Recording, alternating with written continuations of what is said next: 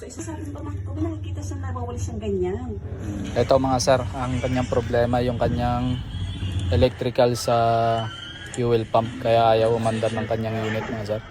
Toyota Avanza na ayaw umandar. Ito yung issue niya na. Yan. Putol yung kanyang mga wire, kinain ng daga. Tapos yung kanyang hose, ito.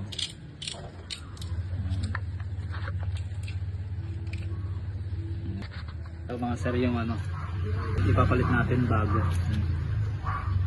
Kasi ito yan, nagkatama siya na ng daga.